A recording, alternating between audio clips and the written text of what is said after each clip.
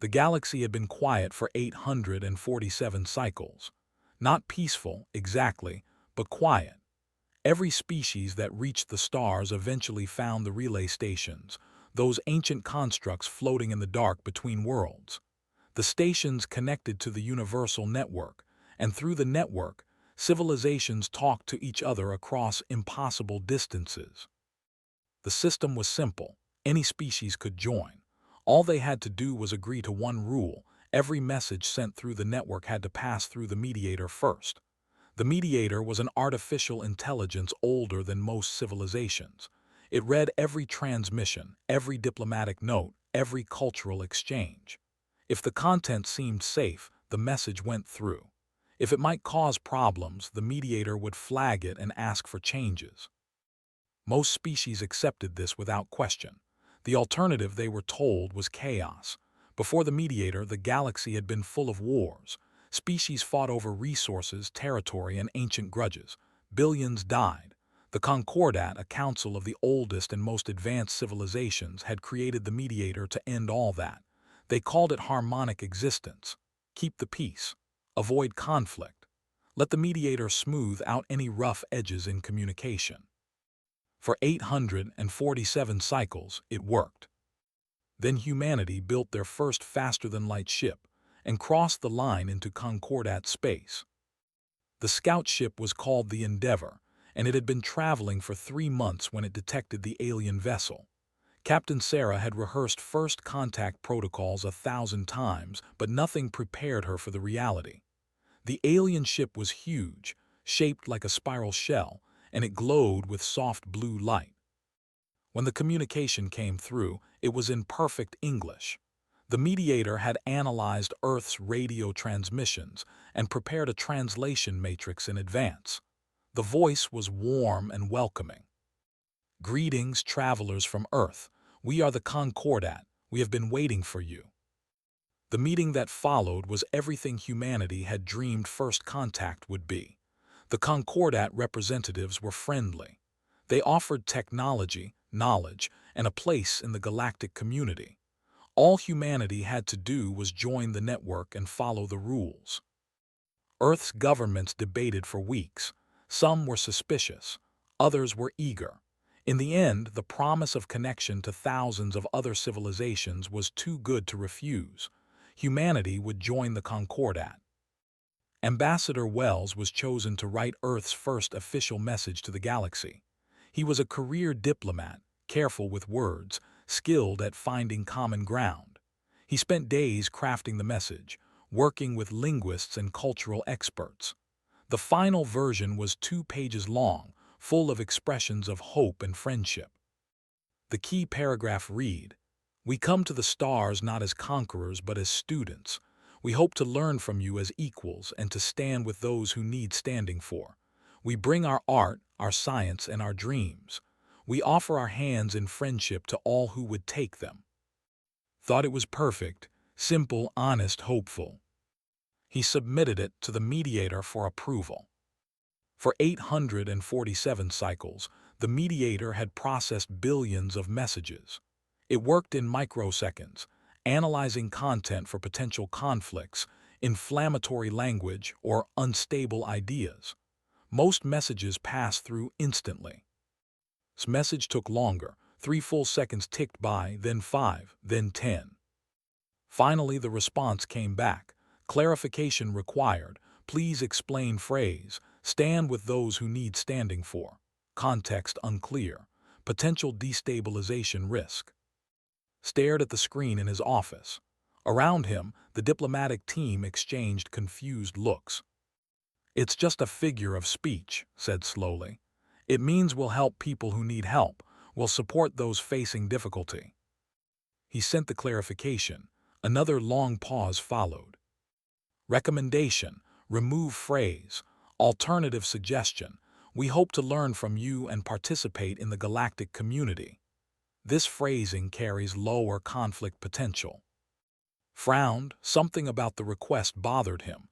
It wasn't just editing for clarity. The mediator wanted to change the meaning. "Why is this a problem?" he asked. The phrase implies intervention in the affairs of other species. This contradicts harmonic existence principles. Concordat policy discourages interference. We're not talking about interference, said. We're talking about friendship, about being there for each other. The distinction is insufficient for approval. Please revise. The debate went on for days. Earth's leaders were divided. Some said they should just change the phrase. It was a small thing and they didn't want to start off on the wrong foot. Others, including, argued that the words mattered. If they compromised on this, what would they compromise on next? In the end, Earth's president made the call. We send the message as written. If they don't like it, they can talk to us about it like adults. We're not going to self-censor before we've even said hello. The message was transmitted over subjection to the change in plan. Actually, over his support for it. He agreed completely, but procedure required formal documentation of the decision chain. The mediator processed it with a flag.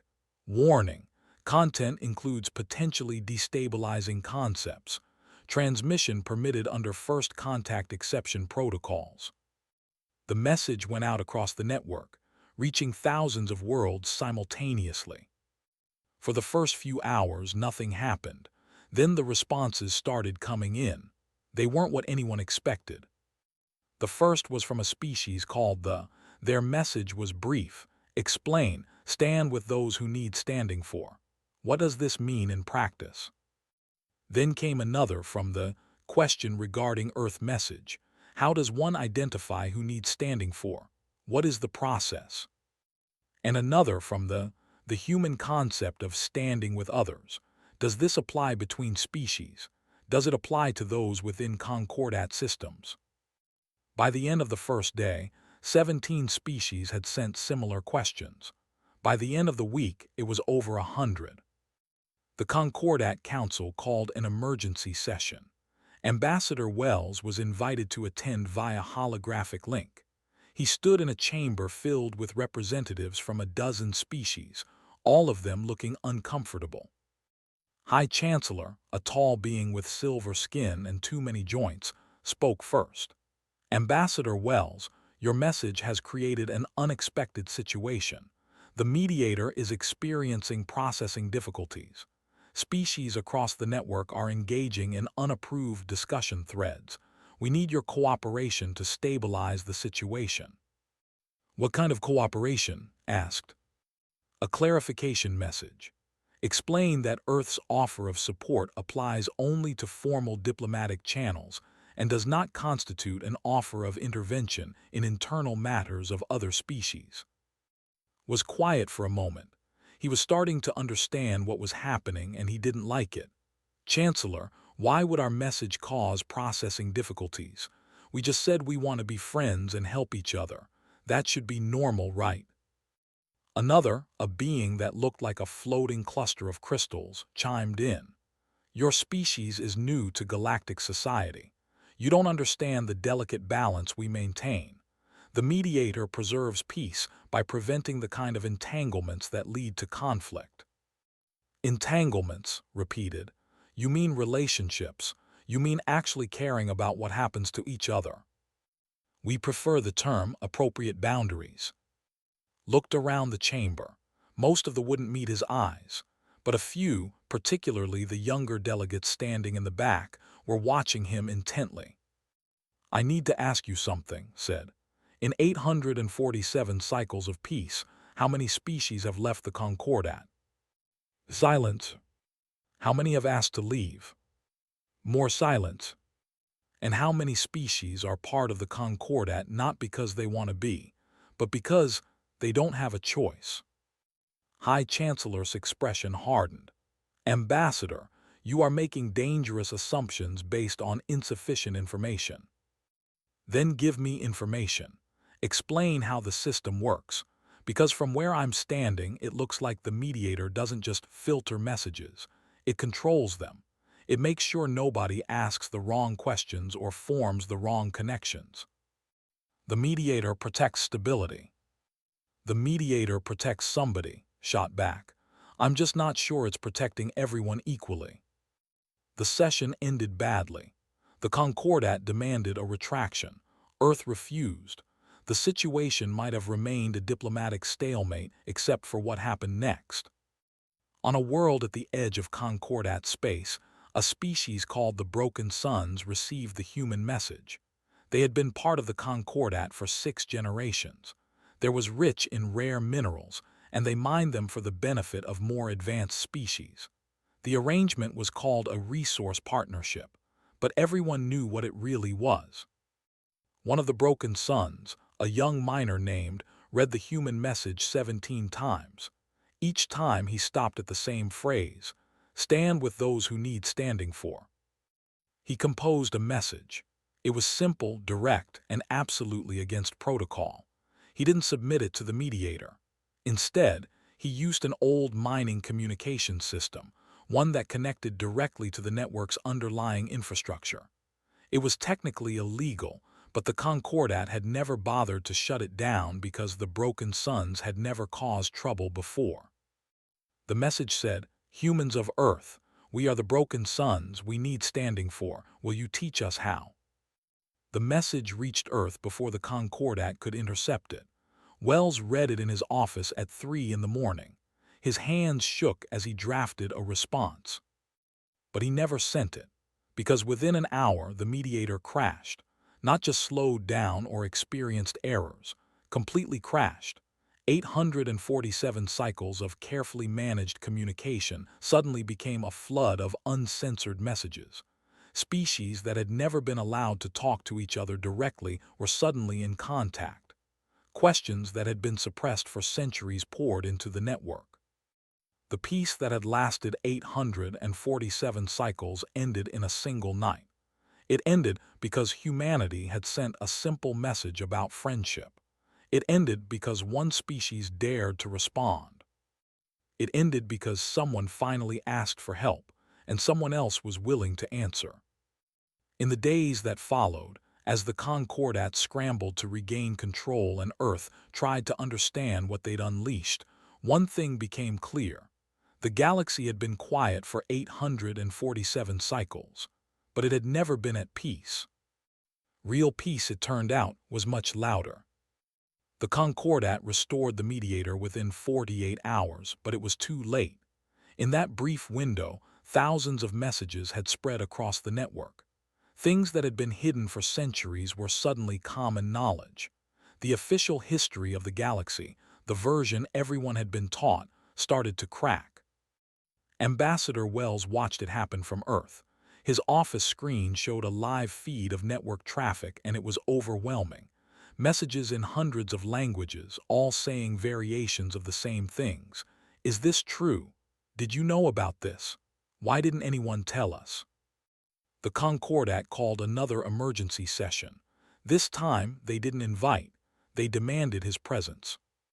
He appeared in the holographic chamber again, but the atmosphere was completely different. They looked angry. Some looked scared. High Chancellor didn't waste time with pleasantries. "Ambassador Wells, your government will issue an immediate retraction of your first message. You will then submit to cultural realignment protocols. Earth's integration into the Concordat will be supervised directly by this council until your species demonstrates appropriate understanding of harmonic existence." Had prepared for this. He'd barely slept in 2 days, reading everything he could find about the Concordat's history, its structure, its real nature. Earth's intelligence services had been busy too, analyzing the uncensored messages that had flooded the network during the mediator's crash. "No," said simply. His expression flickered. "I don't think you understand the situation, Ambassador. The Concordat has maintained peace for 847 cycles. You keep saying that, but I've been reading the messages that got through when the mediator was down. I've learned some interesting things." Pulled up a holographic display. They used to be explorers. They had colonies on 17 worlds. Now they have 3, and they spend most of their resources manufacturing goods for species higher up the chain. They had a democratic council system. They've had the same elected leaders for 200 cycles. "Enough," slammed something that might have been a hand on the table. "You're reciting propaganda from malcontent fringe groups." "I'm reciting messages from regular people who finally got to talk without the mediator filtering their words." Leaned forward. "You want to know what I think? I think the Concordat isn't about peace. It's about control. Strong species dominate weak ones, and the mediator makes sure the weak ones never organize, never compare notes, never realize they outnumber you." A from the back spoke up. She was with dark blue skin and large, intelligent eyes. "He's right." Every head in the chamber turned. The delegate junior stepped forward. Her voice was shaking, but she kept talking. "I've served on this council for 15 cycles. I've always wondered why certain topics were forbidden, why some questions never got answered. When the mediator crashed, I saw the messages. I saw what we've been doing." "Sit down," ordered. She didn't. The Concordat was supposed to end war. Instead, it ended resistance. We didn't create peace. We created a system where the powerful stay powerful and everyone else has to smile and call it harmony. Other delegates started talking. Some agreed with, others shouted her down. Within minutes, the chamber descended into chaos. Watched, stunned. This wasn't what he'd intended. He just wanted to defend Earth's message, maybe push back on the censorship. He hadn't meant to break the council itself. But it was breaking, right in front of him. A Broken Sun's delegate stood up, recognized the species from his message. "My people have been asking for fair trade terms for 40 cycles. Every request was. Every appeal was lost in mediator review. We thought we were alone. Now we know we're not." A delegate joined in. "Mice orbital habitats are overcrowded. We asked the Concordat for expansion rights. We were told the resources were allocated elsewhere, to species who needed them more. But those species already had 3 times our living space." More voices rose. Species after species shared stories of requests, messages never delivered, complaints that disappeared into the mediator's filters. The picture that emerged was damning. The Concordat wasn't a democracy or even a fair hierarchy. It was a system designed to keep certain species on top and everyone else in their place. High Chancellor tried to restore order. "This is exactly the kind of chaos the mediator prevents. You're letting emotions override reason. Yes, the system isn't perfect, but it's kept us from tearing each other apart. Would you rather have war?" Spoke quietly, but his voice cut through the noise. "You keep acting like peace and war are the only options, like either everyone shuts up and does what they're told or it's total destruction. But there's a third option. It's called freedom." "Freedom to do what?" demanded. "To fight, to take revenge for perceived slights, to destabilize everything we've built.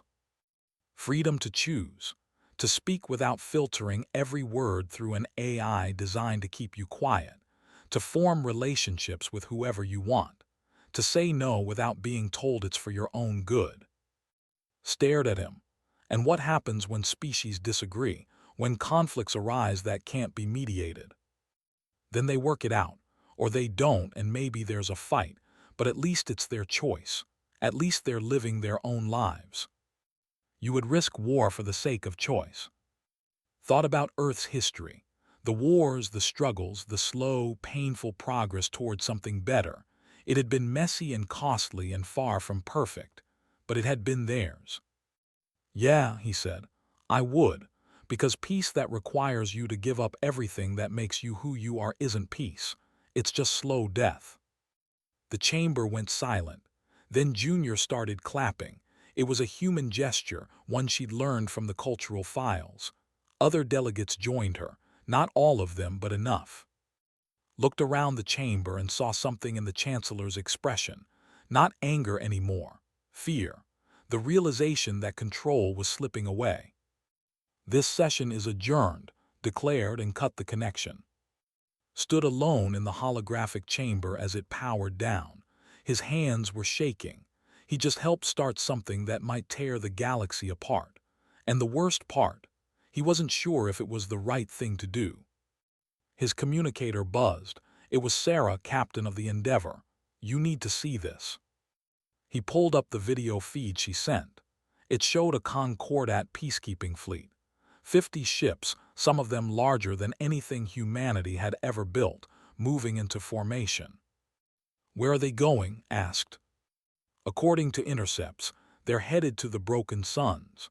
Apparently, the species has been broadcasting uncensored messages calling for other civilizations to demand fair treatment.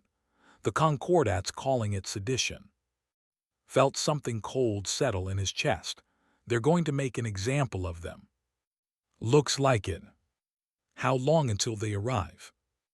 36 hours. Closed his eyes. This was it. The moment where everything he'd said, all his talk about standing with those who needed it, became real. Earth could stay quiet. They could let the Concordat handle its internal affairs. Nobody would blame them for not getting involved in a conflict they barely understood. But the young miner who'd sent that first desperate message would be down there, along with billions of others who dared to ask for something better. Opened his eyes and started making calls, first to Earth's president, then to the defense forces, then to every delegate who'd supported in the council. If humanity had started this, they couldn't walk away now. 36 hours wasn't much time, but it would have to be enough. On his screen, the Concordat fleet continued its steady approach toward the Broken Suns, and from Earth, humanity's first warship began preparations to launch. It had been built for exploration, for studying distant stars and making peaceful contact. Now it was going to war. The message that had ended peace was about to be tested. Humanity had said they would stand with those who needed standing for. The galaxy was about to find out if they meant it. The Endeavor wasn't designed for combat. It had been retrofitted in a hurry, with weapons systems cobbled together from military satellites and experimental technology. Captain Sarah looked at the tactical display and tried not to think about how outmatched they were. One human ship against 50 Concordat vessels, each of them built by civilizations that had been traveling the stars for thousands of years. How long until we reach the Broken Suns? She asked. 22 hours, her tactical officer replied. The Concordat fleet will arrive 14 hours before us. Sarah nodded slowly. They wouldn't arrive in time to stop the initial assault, but maybe they could help with what came after, assuming there was an after. Her communicator chimed. It was Ambassador Wells calling from Earth. Captain, I've got updates. They are sending ships. So are the. At least a dozen species are committing forces to defend the Broken Suns. Sarah felt a spark of hope. How many ships? 37 so far. More promised within the day. That's still not enough to match the Concordat fleet. I know, his voice was tight, but it's not about matching them. It's about showing that the Broken Suns aren't alone, that there's a cost to crushing them. Sarah understood. This wasn't a battle they could win through firepower. It was about making a statement. But statements didn't stop missiles or energy weapons. People still died for them. I need you to be straight with me. Are we starting a war here? There was a long pause. I don't know, maybe. But the alternative is watching the Concordat roll over anyone who speaks up. If we don't do this, the message we sent means nothing. Sarah thought about that. She joined the space program to explore, to meet other civilizations, to push humanity's boundaries. She'd never expected to be leading a warship into combat, but was right. Words without action were just noise. Understood, we'll do what we can. The Endeavor accelerated, pushing its engines harder than they were rated for. Behind it, Earth's other 2 FTL-capable ships followed. 3 human vessels, racing across the galaxy to defend a species they'd barely heard of a week ago. On the Broken Suns, watched the sky and waited. The Concordat's message had been clear. Cease all unauthorized communications, accept oversight protocols, and submit leadership for corrective consultation. Otherwise, there would be consequences. The Broken Suns Governing Council had debated for hours. Some wanted to comply. They'd survived 6 generations under Concordat rule by keeping their heads down. Why throw it away now? But others like him had argued differently. They'd lived their whole lives being quiet, being useful, being grateful for the scraps they were allowed. The human message had reminded them that there was another way to live, even if it was harder, even if it was dangerous. In the end, the council had sent their response: no. Now the Concordat fleet was coming, and wondered if they'd made a terrible mistake. The Broken Suns had no warships, barely any weapons beyond mining equipment. When the assault came, they'd have no way to defend themselves. His communicator buzzed. It was a message on the emergency band, the one the Concordat couldn't fully monitor. It was from the "Hold on, help is coming, you're not alone." Similar messages arrived from the and a dozen other species. And then finally one from Earth. "We're on our way. We said we'd stand with you. We meant it." Read the message 3 times. He'd sent his desperate plea to humanity, not really expecting an answer. Certainly not expecting this. They were really coming. Species he'd never met from worlds he'd only read about were risking everything to defend his people. He started crying. Not from fear, though there was plenty of that, from something else, something that felt like hope. The Concordat fleet dropped out of FTL above the Broken Suns exactly on schedule. High Chancellor watched from the flagship's bridge as targeting systems locked onto population centers. This wasn't about conquest. It was about sending a message, one that would be heard across the network. "Hail the surface," ordered. The Broken Suns Council appeared on screen. They looked terrified. "Good. This is your final opportunity," said. "Stand down, accept Concordat oversight, or face the consequences." The lead, an old male named, straightened his shoulders. When he spoke, his voice shook, but his words were clear. "We stand with Earth. We stand with all those who want freedom. We will not submit." Felt a flash of genuine anger. These people were throwing their lives away for what? A human phrase. Empty promises from species that couldn't possibly reach them in time. "So be it. All weapon systems fire on." "Sir," the tactical officer's voice was urgent. "Multiple FTL signatures, ships dropping out of hyperspace." The display lit up. Not just a few ships, dozens of them. Species from across the Concordat, their vessels forming a loose defensive screen around the Broken Suns. And in the center, 3 small ships broadcasting Earth identification codes. The Endeavor's communications officer opened a channel. Captain's voice came through, speaking to both fleets. "Concordat forces, this is Captain Sarah of Earth. We're here to ensure the Broken Suns' right to self-determination. We ask you to stand down." Almost laughed. "Captain, you're outnumbered, your ships are inferior, you have no authority here." "We have the authority of people who believe in freedom, and we're not alone." The coalition fleet tightened its formation, did a quick tactical analysis.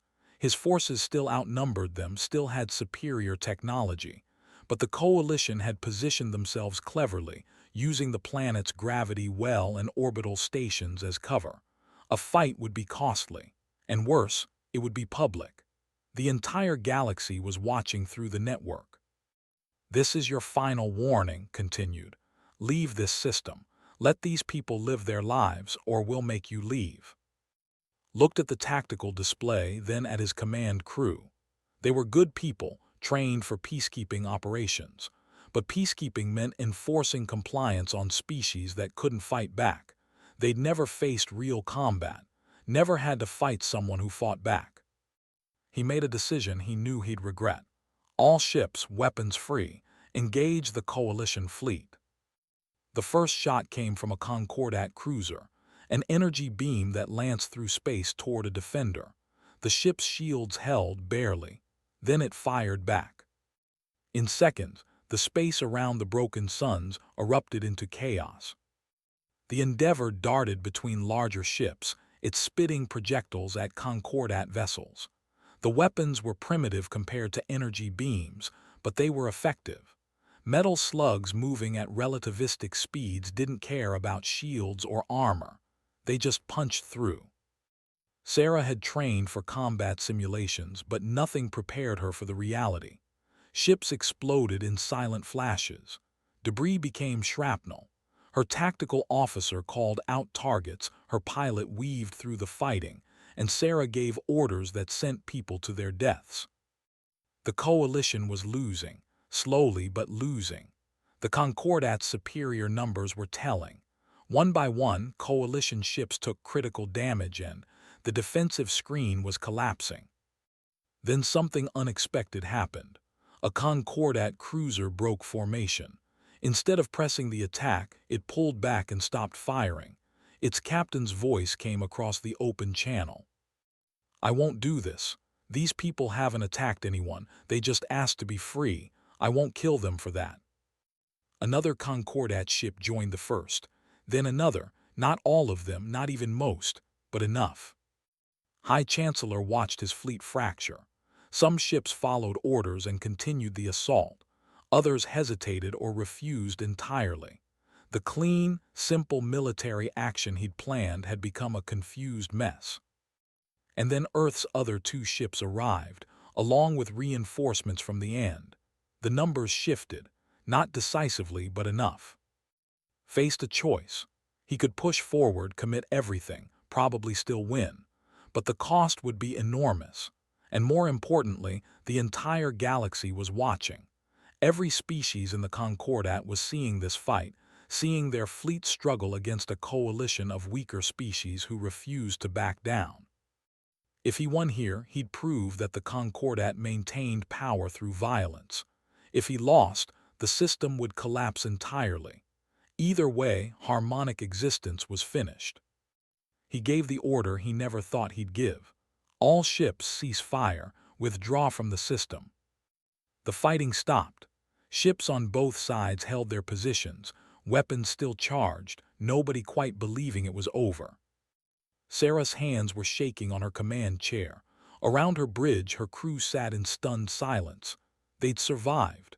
More than that, they'd won.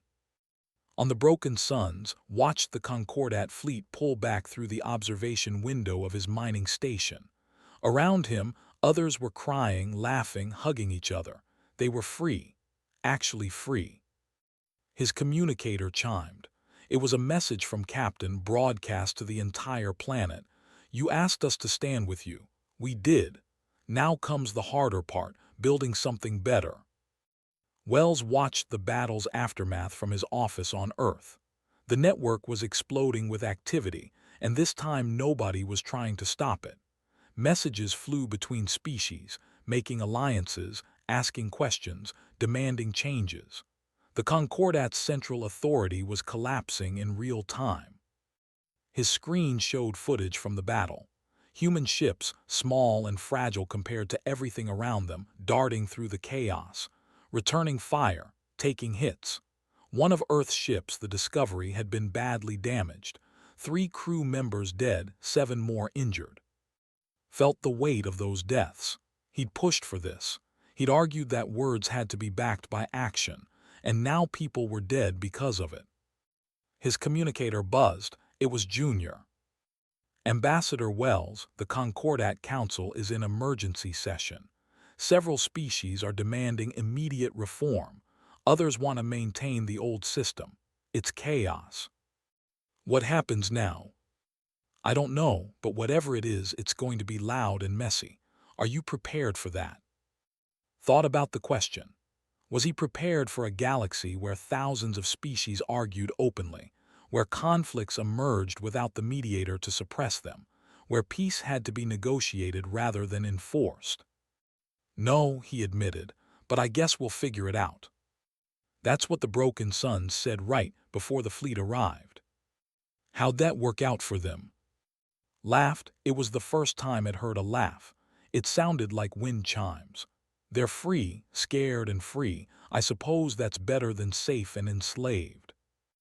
Over the following weeks, the Concordat officially dissolved. In its place, Dozens of species began negotiating a new framework. They called it the Covenant of Voices. Every species got a vote. No AI filtered the messages.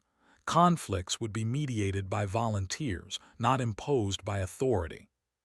It was messy. Species that had been prevented from talking to each other for centuries suddenly had to navigate complicated relationships. Old grievances surfaced. Trade disputes turned heated. Cultural misunderstandings led to diplomatic incidents. Some conflicts escalated. Two species on the galactic rim went to war over a border dispute. It lasted 3 months and ended when neighboring species offered mediation. Not because anyone forced them to, but because they chose to. Humanity found itself in an unexpected role. They'd become the species others called when they needed help. Not because humans were particularly wise or powerful, but because they'd proven they'd show up when it mattered. Captain and the Endeavor became a peacekeeping force, deploying to hotspots and helping species talk through their problems. Sometimes it worked, sometimes it didn't. 3 years after Earth's first message, Wells attended the dedication of a memorial on the broken suns. It was a simple structure, made of stone from their minds. The inscription was carved in 100 languages. "We hope to learn from you as equals, and to stand with those who need standing for." Stood beside as they looked at the memorial. The young miner had become a diplomat himself, representing his species in the new galactic framework. "Do you ever regret it?" asked, "sending that message, starting all of this?" Thought about the question. He thought about the war that had followed, the deaths, the chaos that still erupted regularly across the galaxy, the fact that the peace he'd helped break had been replaced with something much more complicated and difficult. "Every day," he admitted, "and then I remember what the alternative was." Which was quiet, a galaxy where everyone stayed in their place and called it peace, where people like you couldn't even ask for help without permission. Looked at, "Is this better?" Looked around at the new buildings going up, built by his people for their own purposes, at the ships in orbit, visiting from a dozen different species, here by choice, at the memorial that would remind future generations of the day they'd chosen freedom. "It's louder," said finally. "It's harder, it's scary sometimes." He smiled. "But yeah, it's better." That night, sat in his quarters and composed a message. Not an official diplomatic communication. Just a personal note to Captain, who was somewhere on the other side of the galaxy helping negotiate a mining rights dispute. "Sarah, remember when we thought first contact would be simple? We'd meet aliens, share some science, maybe trade some art. Nobody mentioned we'd end up breaking a galactic government and rebuilding it from scratch." Her response came hours later. "Would you go back if you could?" Thought about that. About the quiet galaxy that had existed before humanity arrived. About the peace that wasn't really peace. About all the species that had been waiting, hopping, for someone to say the right words. "No," he typed, "I wouldn't. We did the right thing, even if it was messy." Above him, through the window of his quarters, Earth turned slowly. Humanity's, still learning its place among the stars. Still figuring out what it meant to stand with those who needed standing for. Out in the galaxy, thousands of species were having conversations they'd never been allowed to have before. They were arguing, negotiating, sometimes fighting. They were free to make their own mistakes and chart their own courses. It wasn't the peace the Concordat had imposed for 847 cycles. It was louder, messier, and infinitely more complicated. But it was real, and in the end that was all that mattered.